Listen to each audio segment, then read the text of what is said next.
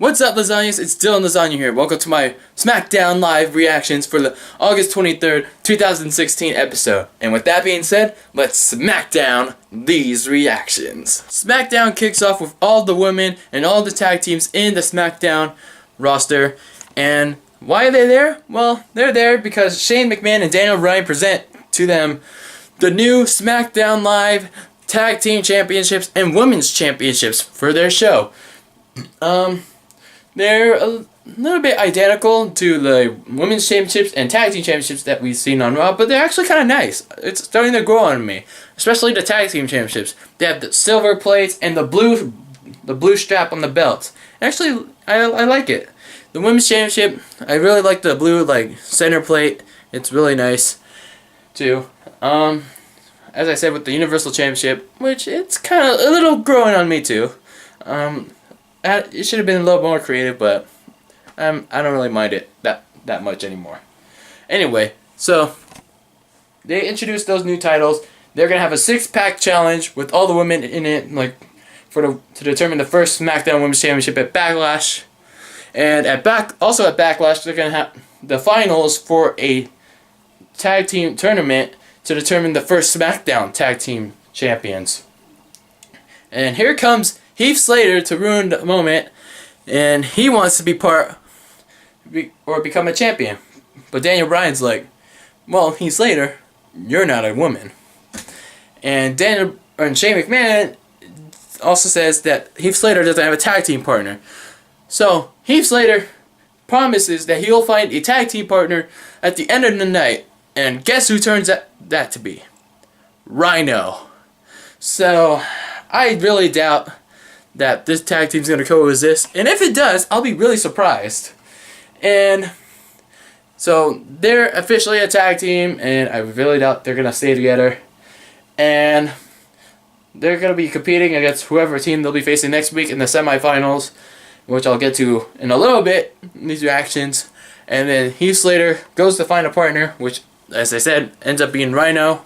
And AJ Styles, earlier in the night, was attacked by Dolph Ziggler.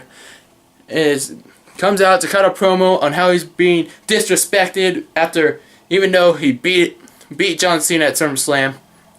And here comes Dolph Ziggler again to attack AJ Styles, and of course they had to be separated. So that was the end of the segment there. Becky Lynch faced Alexa Bliss again as these two women tried to make their case as to why they deserve to be the women's champion on SmackDown Live. And Becky Lynch got the win with the disarmer, and that was a good match, I guess. And the crowd was really into Becky, and may I mention that Natalya and Naomi are in the match too. In a surprising turn of events, Carmella was supposed to face Nikki Bella because Nikki Bella pinned Carmella in the 6-women's tag team match at SummerSlam. And here's where things got interesting, and I didn't expect. As Nikki Bella was being interviewed by Renee Young, about her return from career-threatening neck surgery, Carmella attacked Nikki Bella from behind. I thought Nikki Bella was the heel and Carmella was the babyface. So they did the apparent double turn, I guess. I don't know. It's kind of confusing. But anyway, Carmella attacked Nikki Bella, and she was showing aggressiveness, and she's being ferocious. And Carmella, it's kind of got a good thing for her going right now, turning heel, and she didn't really have anything going for her as without Enzo and Cass with her. So she ends the segment with a Bella Buster, and this really triggered Brie on Twitter and Instagram. People are pissed. And Carmella wasn't done there. She attacked Nikki Bella as she was talking about her career-threatening neck surgery again on Talking Smack on the WWE Network.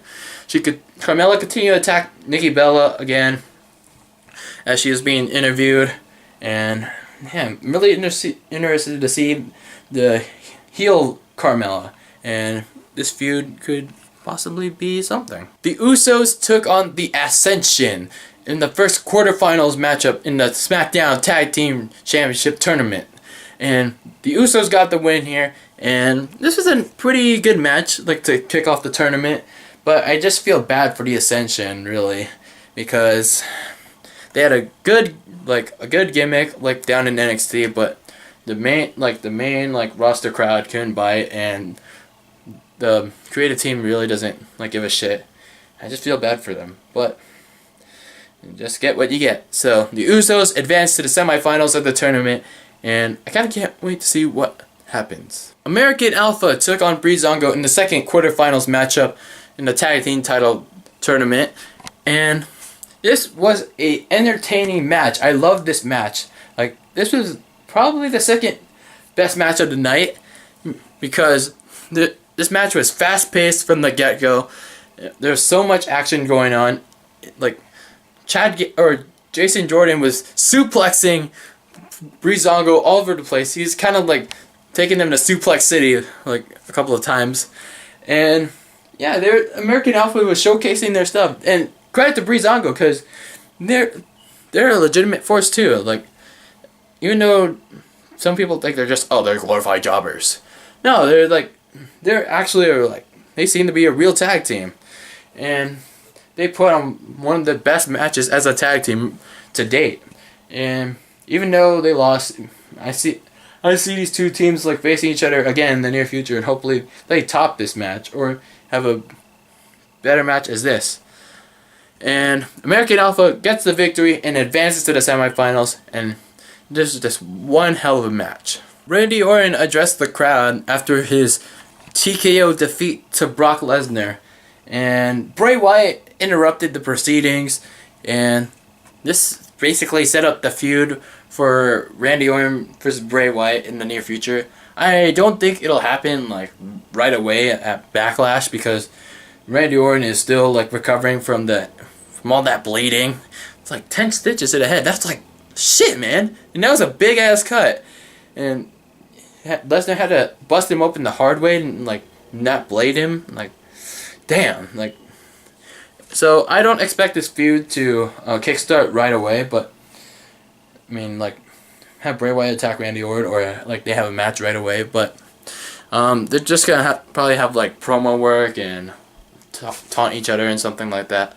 But overall, it's it's an okay start to their feud. And finally, AJ Styles came out to the ring to talk about his victory over John Cena, how he's the new face that runs the place. And he still has John Cena's armband, and how it looks better on him. Dolph Ziggler decides to interrupt him for the third time, and he wants to fight AJ Styles. And what does Daniel Bryan, who comes out to stop them from fighting again, decide to do? Make them fight! He lets them fight in the main event of SmackDown, where world title implications are on the line. If AJ wins, then he gets a one-on-one match with Dean Ambrose at Backlash for the WWE Championship. And if Dolph Ziggler wins, he and AJ are going to have to fight each other with Dean Ambrose for the WWE World title in a triple threat match at Backlash. And when it comes to main event time, these two did not disappoint. They were hitting each other fast. They were hitting each other strong. Dolph Ziggler didn't give up here. AJ Styles showed his grit, showed that he's the man now. And I love this match. That was absolutely phenomenal. No pun intended. And it could have been awesome, to see Dolph Ziggler with the match with AJ Styles, but I think AJ Styles' victory here. Styles won with the Styles Clash. He kind of deserves it more now that Ziggler lost his chance, and he goes on to face Dean Ambrose for the WWE title at Backlash. Before I end this video, I want to talk about The Miz's Talking Smack shoot promo on Daniel Bryan. So The Miz crashed the set of Talking Smack and talked about how he wasn't even on the show, even though he is the Intercontinental Champion.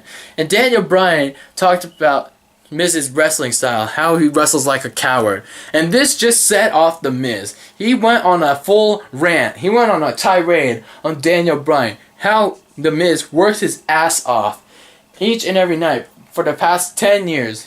Even though he was injured, he the Miz wasn't injured at all. Like, he promised, even if he was injured, he promised the fans that he would come back. He even ripped into Daniel Bryan's injury, like when he was IC champ, like when he had to vacate it, and he even ripped into Daniel Bryan's indie days, and he told him to go back to the bingo halls and wrestle for them. And Daniel Bryan just straight up left. He was straight up offended. Like, I don't know if that was real or not, but and then someone on Instagram told me, it was like pointed out that Renee Young was saying like, this is not what the show is about.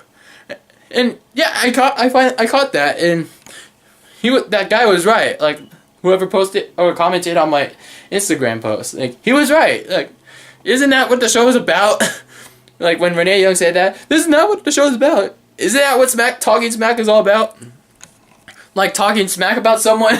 Like, why would Renee Young say that?